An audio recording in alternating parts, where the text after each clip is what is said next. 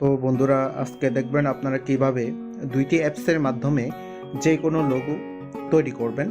যেমন ধরুন, ইউটিউব চ্যানেলের মধ্যে যে লোগো প্রয়োজন হয় ওই সব লোগো তৈরি করার জন্য আমরা মোবাইল অ্যাপস ব্যবহার করব।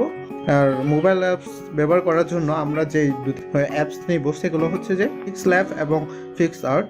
তো আমি প্রথমে আমরা গুগল ক্রোম থেকে লেটারগুলো নিব।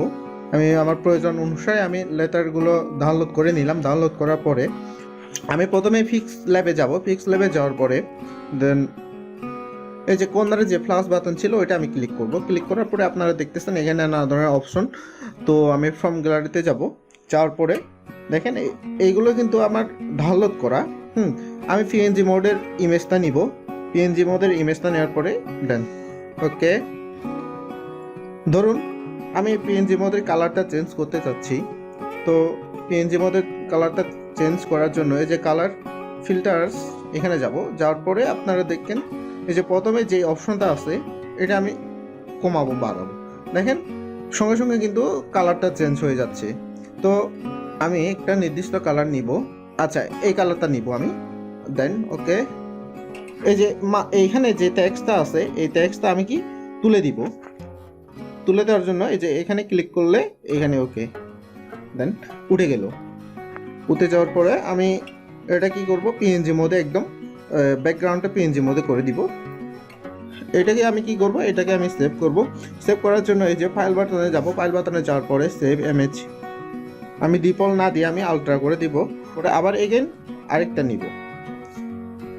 নেওয়ার পরে আমি কোনটা নিব আচ্ছা ধরেন এটা নিচ্ছি আমি ওকে। এবার দেখুন আপনারা এই ছবিটা কিন্তু পিএনজি মোড না। তো আমি সেহেতু আমি সফটওয়্যারের মাধ্যমে পিএনজি মোড তৈরি করে নিব এই ছবিটা। তো পিএনজি মোড করার জন্য আমি এইবার এইখানে যাব, এই যে স্টার কালারে যাব। যাওয়ার পরে এটা অন করে দিব। এটা অন করে দিব। অন করে দেওয়ার পরে ওকে বাটন ক্লিক করে দিব। ক্লিক করে দেওয়ার পরে আমি এগুলো অ্যাডজাস্ট করে নিব। আচ্ছা, এগুলো অ্যাডজাস্ট করে নেওয়ার পরে আপনারা যদি চান এটারও কালার চেঞ্জ করতে পারবেন, এভাবে কালার চেঞ্জ করতে পারবেন। আচ্ছা, আমি এই কালারটা নিলাম। নেওয়ার পরে ওকে বাটনে ক্লিক করে দিলাম। এই ছবিটা কিন্তু একদম পিএনজি ইমেজ হয়ে গেল। তারা যদি বর্ডার তৈরি করতে চান এখানে বর্ডার অপশন আছে, ওই যে বর্ডার চলে আসলো। বর্ডার যদি করতে না চান তাহলে ওইটা অফ করে দিবেন। এই ছবিটা কিন্তু এখন পুরোপুরি পিএনজি মোডে। সেভ করে নিব। সেভ করে নেওয়ার পরে এই ডিফল্ট অপশন আছে, ডিফল্ট অপশনে না গিয়ে আমি আলট্রাতে যাব। আলট্রাতে যাওয়ার পরে রেজলিউশন একটু বেশি ভালো হবে। তো আমি সেভ করে নিচ্ছি। আচ্ছা, সেভ করার পরে আমি এই অ্যাপসের কাজ শেষ। আমি এবারে যাব পিক্সআর্টে। পিক্সআর্টে যাওয়ার জন্য আমি এখানে ক্লিক করব। ক্লিক করার পরে এই যে মাঝখানে যে প্লাস চিহ্নটা দেখতেছেন ওইখানে আমি ক্লিক করব। ক্লিক করার পরে আপনারা দেখেন এই যে আমি একদম নিচে যাব। নিচে যাওয়ার পরে আচ্ছা, আমি প্রথমে পিএনজি মোডে করে নিচ্ছি। পিএনজি মোডে করার জন্য এইখানে পিএনজি মোডে সিলেক্ট করলাম। সিলেক্ট করার পরে অ্যাড ফটোতে যাওয়ার পরে আমি এইটা নিব, এই ছবিটা নিব। এখান থেকে যে যে ফটো দরকার আপনাদের ওই সব ফটো নিয়ে সিলেক্ট করার পরে আপনি অ্যাডে ক্লিক করবেন। অ্যাড ক্লিক করার পরে আপনারা যতটুকু কঠিন মনে করছেন এটা কিন্তু অতটাই কঠিন না। আপনারা চাইলে খুব সহজেই ইউটিউব চ্যানেল লোগো বা যে কোনো লোগো তৈরি করে নিতে পারবেন এই দুইটি অ্যাপসের মাধ্যমে। তো এবার এখানে টেক্সট দেওয়া যাবে। আমি আমার চ্যানেলের নাম লিখতেছি। তো বন্ধুরা, আমার ভিডিওটি যদি ভালো লেগে থাকে তাহলে অবশ্যই কমেন্ট করে জানাবেন এবং আমার চ্যানেলটি সাবস্ক্রাইব করে পাশের বেল আইকনটি অন করে দিন। এখান থেকে ফন্ট সিলেক্ট করব। আচ্ছা, আমি এই ফন্টটা রেখে দিলাম। এই ফন্টটা রেখে দেওয়ার পরে আমি কালার দিব। কালার দেওয়ার জন্য এই যে কালার অপশন, আপনারা চাইলে যে কোনো কালার দিতে পারবেন। এই যে ওকে আমি এই কালারটা নিচ্ছি।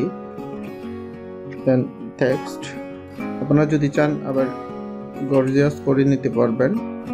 সো এবারে পুরোপুরি একটা পিএনজি মোডের লোগো তৈরি হয়ে গেল। আপনারা পিএনজি মোডের লোগোটা যদি ব্যাকগ্রাউন্ড দিতে চান তাহলে দিতে পারবেন, সমস্যা নাই। তো ব্যাকগ্রাউন্ড দেওয়ার জন্য আপনারা পিএনজি মোডে আপনারা ছবিটা সেভ করে নেবেন। আচ্ছা, আমি সেভ করে নিলাম।